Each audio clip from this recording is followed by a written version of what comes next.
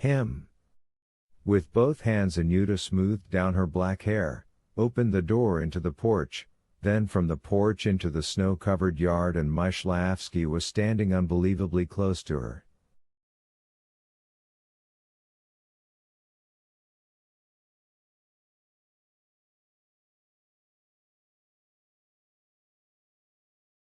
A student's overcoat with a beaver collar and a student's peaked cap, his mustache was gone, but there was no mistaking his eyes, even in the half-darkness of the porch.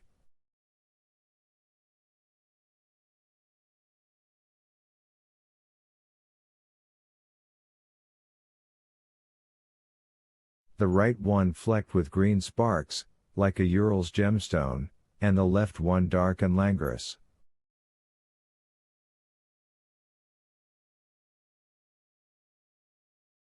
And he seemed to be shorter. With a trembling hand Anyuta unfastened the latch. Then the courtyard vanished and the patch of light from the open kitchen door vanished too, because Myshlayevsky's coat had enveloped Anyuta and a very familiar voice whispered,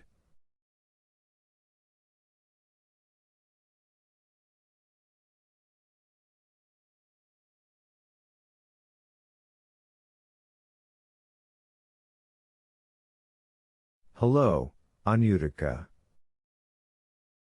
You'll catch cold. Is there anyone in the kitchen, Anyuta?"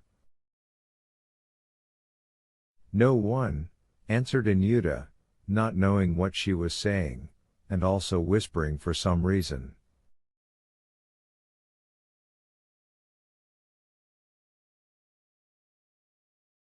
How sweet his lips have become, she thought blissfully and whispered, "Victor Victorark, let me go."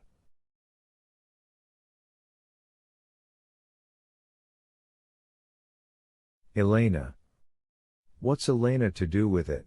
whispered the voice reproachfully, a voice smelling of eau de cologne and tobacco.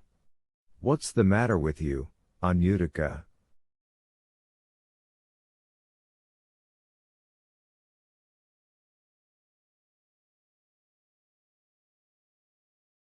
"Let me go, I'll scream, honestly I will," said Anyuta passionately as she embraced Myshlayevsky round the neck. "Something terrible's happened, Alexei Vasilyevich is wounded."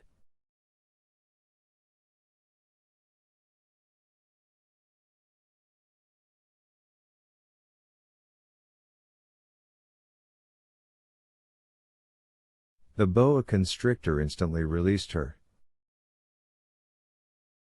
"What, wounded? And Nikolka?" "Nikolka's safe and well, but Alexei Vasilyevich has been wounded." The strip of light from the kitchen, then through more doors. In the dining room Elena burst into tears when she saw Myshlayevsky and said, "Vitka, you're alive. Thank God. But we're not so lucky," she sobbed and pointed to the door of Alexei's room. "His temperature's 40, badly wounded."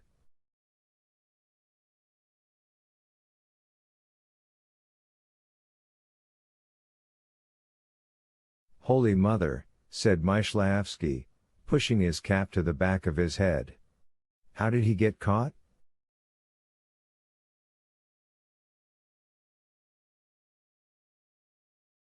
He turned to the figure at the table bending over a bottle and some shining metal boxes.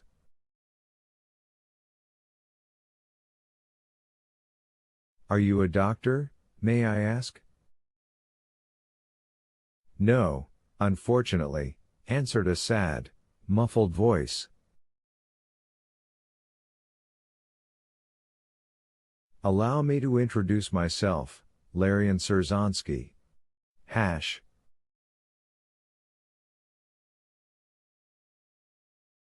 The drawing room.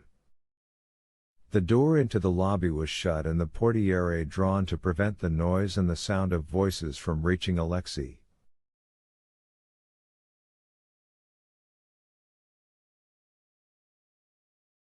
3 men had just left his bedroom and driven away, one with a pointed beard and gold pince-nez, another clean-shaven, young, and finally one who was gray and old and wise, wearing a heavy fur coat and a tall fur hat, a professor, Alexei's old teacher.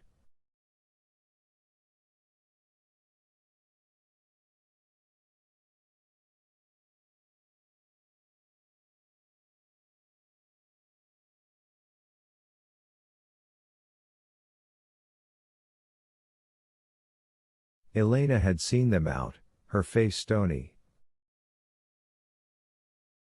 She had pretended that Alexei had typhus, and now he had it. Apart from the wound, typhus. The column of mercury showed 40 and Julia. A feverish flush, silence, and in the silence mutterings about a staircase and a telephone bell ringing, hash.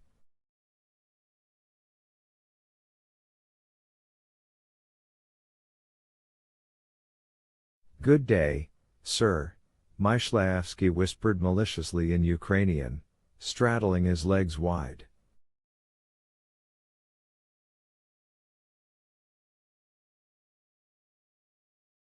Red-faced, Chervinsky avoided his look. His black suit fitted immaculately, an impeccable shirt and a bow tie, patent leather boots on his feet.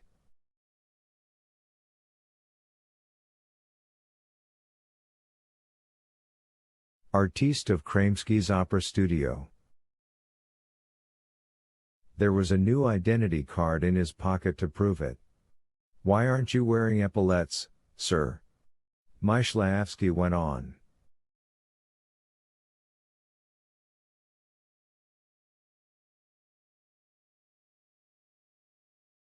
The Imperial Russian flag is waving on Vladimirskaya Street. 2 divisions of Senegalese and the port of Odessa and Serbian billeting officers.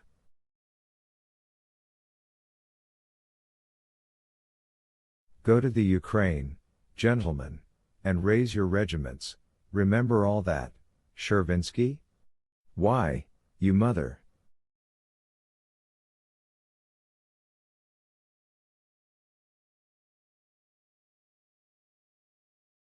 What's the matter with you? Asked Chervinsky. It's not my fault, is it?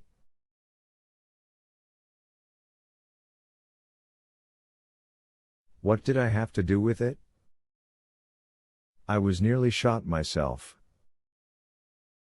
I was the last to leave headquarters, exactly at noon, when the enemy's troops appeared in Pekhorsk.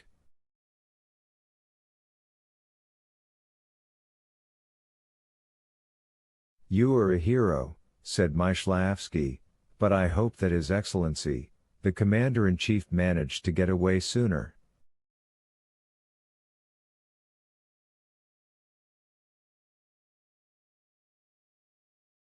Just like His Highness, the Hetman of the Ukraine, the son of a bitch. I trust that he is in safety. The country needs men like him. Yes, perhaps you can tell me exactly where they are? Why do you want to know? I'll tell you why. Myshlayevsky clenched his right fist and smashed it into the palm of his left hand. If those excellencies and those highnesses fell into my hands, I'd take one of them by the left leg and the other by the right, turn them upside down and bang their heads on the ground until I got sick of it.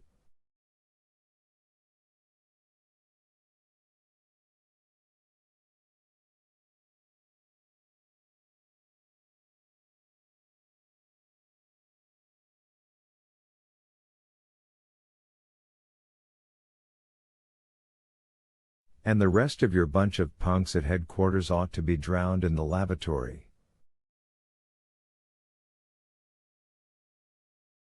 Chervinsky turned purple. See here, you be more careful what you're saying, If you please, he began.